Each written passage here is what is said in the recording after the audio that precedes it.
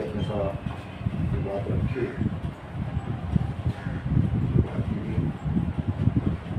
तो यहाँ उपस्थित सभी साथियों, सबसे पहले सबको नमस्कार जय हिंद।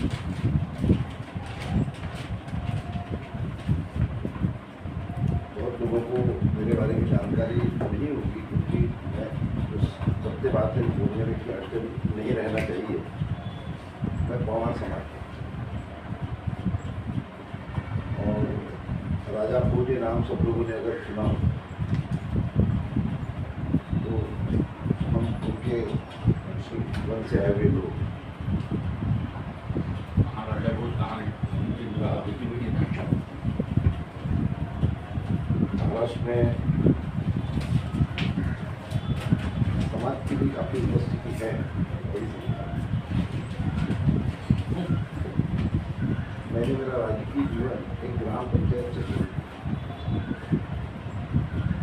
और हाँ, जब सरकार भी किसी आदिवासी को नहीं मानी या वो कोई कायदा नहीं बना, तो 76 में मैंने ग्राम पंचायत केरामली की लड़ाया 76।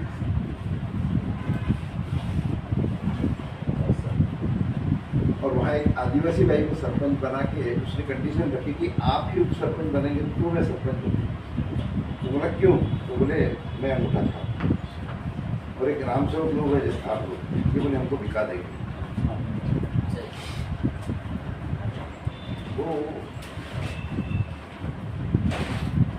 वो भी बात मैंने मंजूर की और मैं एक भाई को सरपंच पहले अपने साथ अपने वार्ड से उसको चुना के लाया और उसके बाद में फिर उनको सरपंच बनाया, मैं सरपंच बनाया। और उस सरपंच भाई को मैंने लिखना भी सिखाया, उसको लिखना नहीं आता। तो मैं उप सरपंच रहते हुए उसको सेवंती राउत तो इतना लिखना सिखाया। मेरे बाद में मुझे अंगूठा लगाती थी तो कम से कम सही मेरी सरपंच करना। जिस समय में रिजर्वेशन नाम की कुछ चीज थी, ये गवर्नमेंट की, वहाँ से मैंने शुरू किया ग्राम पंचायत पंचायत 76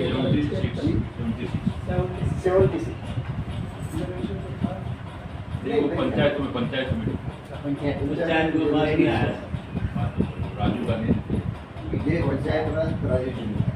उसके बाद ये सब मतलब शुरू हुआ। तो अभी तो वो भी यहाँ पर वो देवेंद्र फडणवीस ने खत्म कर पंचायत समिति जिला परिषद का भी रिजर्वेशन किसी का खत्म, सभी का हाँ सब खत्म। उसके बाद में मैंने प्रोफेशनली डॉक्टर रहने के कारण मैंने 10 साल प्रैक्टिस भी की। तो उस समय में एक हमारे गिरी रामडाले करके गुरु हैं और उसके बाद में लक्ष्मणराव मानकर, वो मानकर गुरु जी के हमारे बहुत अच्छे संबंध थे और उसके कारण वो गुरु जी के कारण, और वो बीजेपी में थे पहले से। तो मेरे यहाँ पर कांग्रेस के साथ हमारा कंपटीशन, उस कारण मेरे को फिर उधर जाना पड़ा।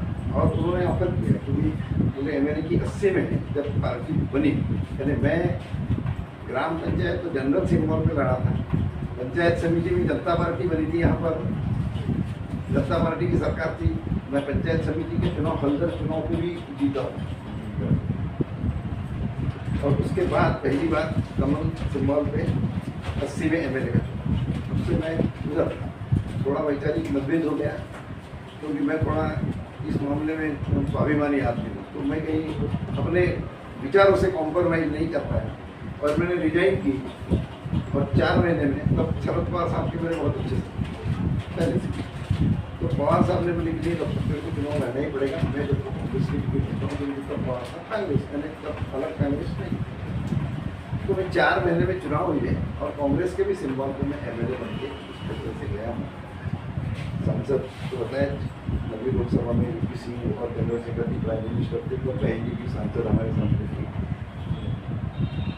राजमाता सिंधिया भी थी, वसुंधरा राजे भी थी, ये सब हमारी समिति की ये है हाउस की विचारों से कोई अलग अलग भी रहे। तो इन सब बातों की मैं हाउस में भी ये जो ओबीसी बहुजन SC ST वाला जो मैटर है, ये मेरा हाउस में विषय रहता था।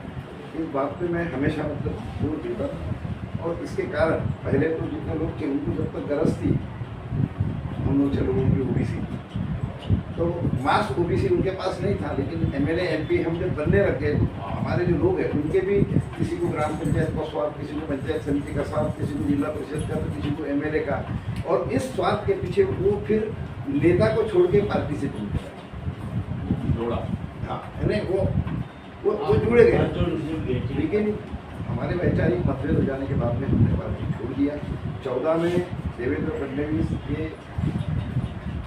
मैं जब प्रदेश का अध्यक्ष था युवा मोर्चा, तो उस समय में जो मतलब स्टेशन मुझे लेने आता था, तो वो आदमी जब पावर में आया तो सबसे पहले उसने मेरी टिकट काटी, उसने सबसे पहले मेरी टिकट काटी। और 14 में मैं 14 तक अभी MLA था, मेरी टिकट काटी। उनके बाद में मैंने तय किया कि मैं सोशल वर्क समाज का यही काम करा, और तब से ये ओबीसी के संगठन की रचना किया। और उसके बाद अब ये वर्किंग में चालू है। मैंने जो जिला पोस्टर दिया है, शायद आपको किसी किताब में नहीं मिलेगा।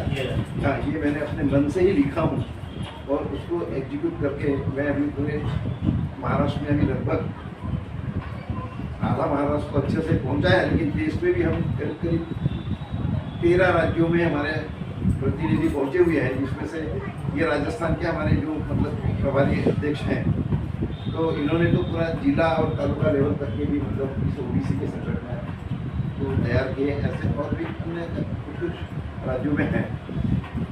भारतीय जी से मुलाकात हो गई, वैचारिक ये सब चीज़ें जुड़ने आने लगी, तो संयुक्त मोर्चा के साथ भी हम जुड़ गए। अब आज के बैठक के हिसाब से आप पूरा मत मानना, लेकिन इसके बाद में कभी किसी मीटिंग में आप ये मत कहना कि भी किसी प्राइम मिनिस्टर ने जय भीम नहीं कहा और मोदी ने कहा। तो खाली जय भीम, तो वो पत्रकार ने आपको जो सवाल पूछा था, उन्होंने ये पूछा था कि भाई ये जयंती आप लोग यानी हमारे जो विरोधी विचारधारा के लोग हैं वो भी तो जयंती मनाते हैं। आपने उसका उत्तर अलग टाइप से दिया। मैं रहता तो मैं ये जवाब देता कि भी वो जयंती इसलिए मनाते हैं कि उनको उनका राजनीतिक स्वार्थ है, और वो राजनीतिक स्वार्थ पूरा करने के लिए, क्यों कि अब बाबा साहब का नाम पहले जैसा इतना वो नहीं रहा दबा हुआ। अब तो पूरे विश्व के अंदर में बाबा का साहब का नाम इतना बड़ा हो चुका है कि मजबूरन है उनके ये कि भी वो जयंतियां मनाते हैं। वो दिल से नहीं मनाते, वो दिल से नहीं मनाते, वो खाली दिखावे के लिए मनाते हैं, लोगों को बेवकूफ बनाने के लिए मनाते हैं, अपनी वोट बैंक बनाने के लिए जयंती मनाते हैं। ये मेरा कहना है। और आपके जैसे बड़े आदमी के मुंह से अगर ये बात निकली तो मैं अपन फ्रेंडली बैठे इसलिए लोग बात सुनता हूँ, उसको वो बात यानी बहुत बढ़िया नहीं होगी, हमारे लिए पोषक नहीं होगी, वो अपने ऑर्गेनाइजेशन के लिए कहीं नुकसानदायक हो सकती है। और इसीलिए उसका जवाब ये था कि उनका व्यक्तिगत निजी स्वार्थ है, और वो स्वार्थ के पीछे रहकर वो लोग को यानी इस प्रकार से जो मनाते हैं। तो उनको एक ही उदाहरण देना कि बहुत गांधी जी और बाबा साहब, इनके विचारों में बहुत तफावत नहीं थी, लेकिन मतभेद थे। और इसलिए एक किताब में मैंने पढ़ा है कि नहीं, सही बात मुझे भी ये भी पता नहीं है, लेकिन गांधी जी ने कहा बाबा साहब से, जब उनको मिलने गए थे, बाबा साहब बोले, अम्बेडकर तू भी दलितों का काम करता है, मैं भी दलितों का काम करता हूँ, तू भी दलितों का काम करता है, मैं भी दलितों का काम करता हूँ, तो तू दलितों का मसीहा और मैं क्यों नहीं। बाबा साहब ने बहुत अच्छा उत्तर उनको दिया कि बोले, आप जो काम करते हैं तो आपका मौसी का प्यार है, मैं जो काम करता हूँ वो मेरे माँ का प्यार है। बस अम्बेडकर जी बहुत ज्यादा, गांधी जी ये बहुत ज्यादा अंतर नहीं है, लेकिन ये फर्क तो है। बोले हाँ, आपका काम मौसी का है और मेरा काम माँ का है। ये बाबा साहब की शिक्षा, और ये भी मैंने किताबों में पढ़ा हूँ। हाँ, तो इसलिए खैर ये सब मैंने बात की बात है, लेकिन हम लोगों को इस देश में अगर कायदा का राज्य लाना है, हमको इस देश के ओबीसी, बहुजन, आदिवासी, इन लोगों के लिए हमारी अगर लड़ाई है, ऐसा हमको अगर लगता है, तो हमको कुछ बातों में ये बात बिल्कुल बराबर है कि कहीं कॉम्प्रोमाइज करना पड़ेगा। क्यों कि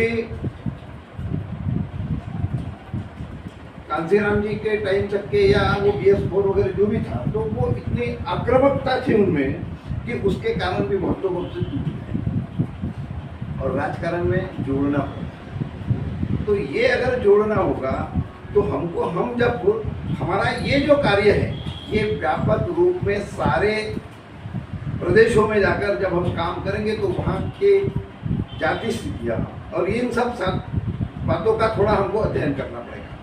ये अध्ययन करके हम वहाँ पर क्या कहे क्या नहीं कहे इसका भी थोड़ा बहुत निर्णय लेना पड़ेगा, लेकिन विचारों के साथ कहीं पर भी कॉम्प्रोमाइज नहीं होना चाहिए। इसके लिए सब लोगों ने ध्यान रखने की आवश्यकता है, ऐसा मुझे लगता है। शायद मैं गलत भी हो सकता हूँ, लेकिन जैसा अभी भैया जी ने कहा कि भी अब हमारे लोग ये सब शादी ब्याह और ये सब करते हैं। मैं तो इस साल कुछ कार्यक्रमों में गया, हमारे बौद्ध समाज के भी लोगों के कार्यक्रम में गया, तो वो पूरी शादी अब ये बाकी के लोगों के जैसे करने लग गए।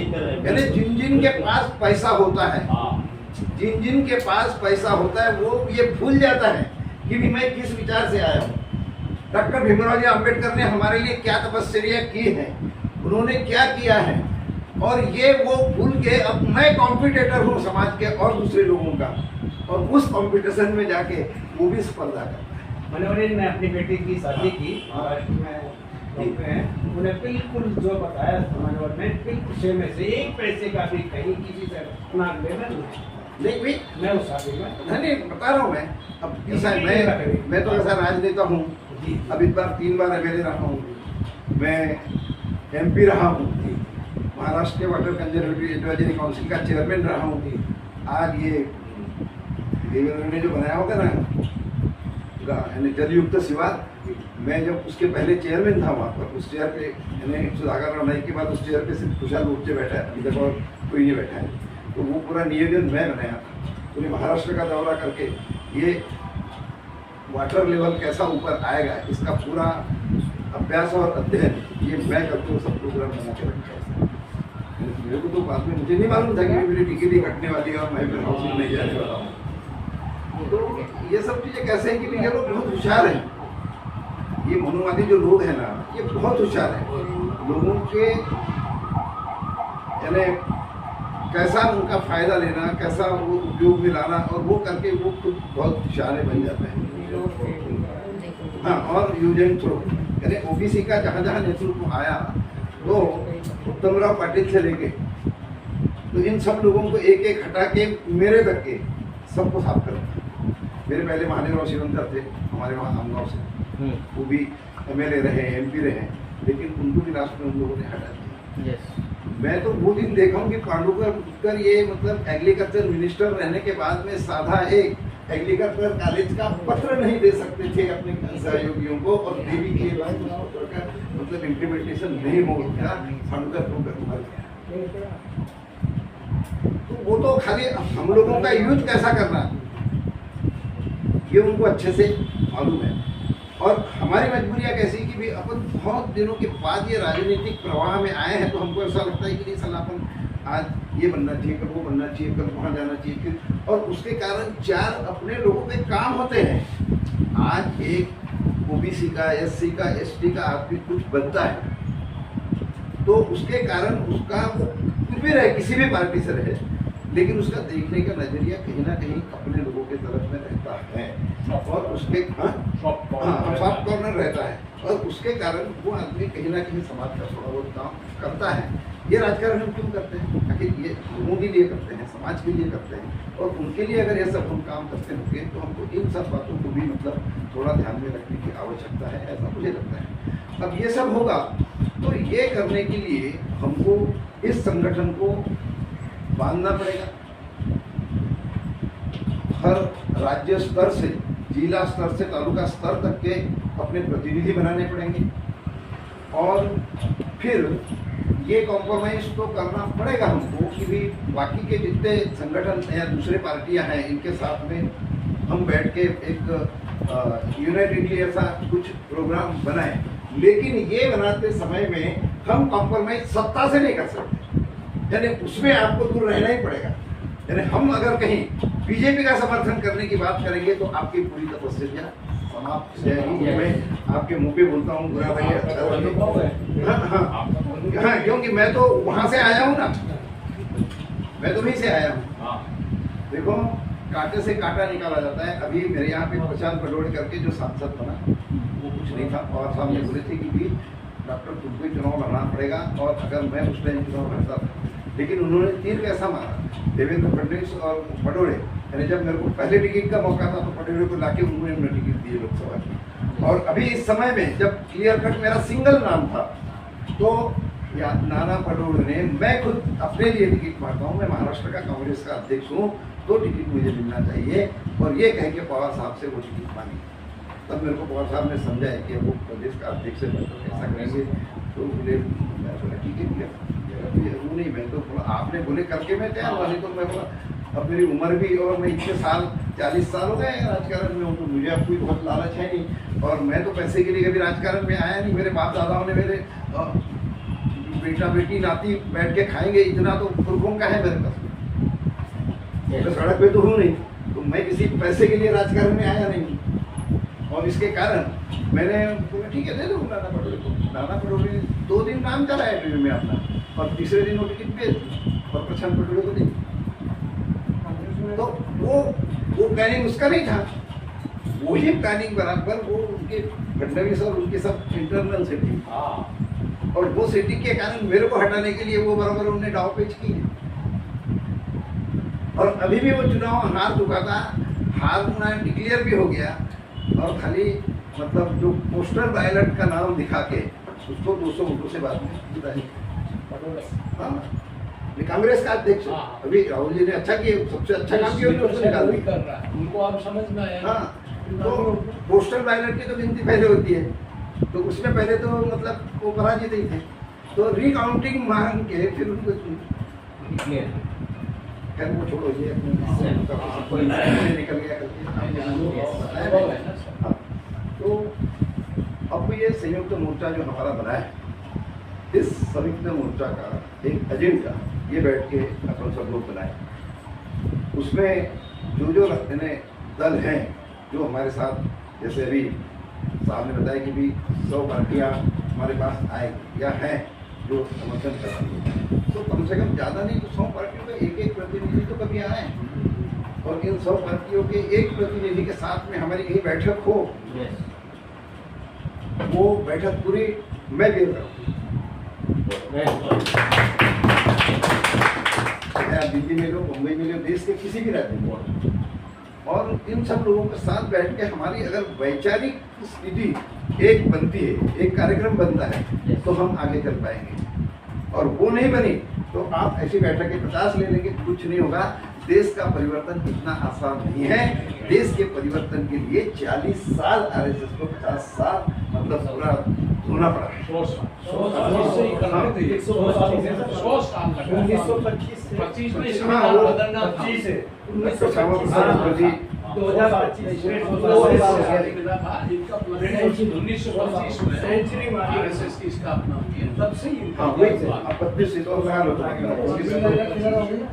मेरा जन्म तो 51 का है, इसीलिए तो वो खुश हो रहे थे ना, मैं संविधान 400 पार बदल देंगे। मुंबई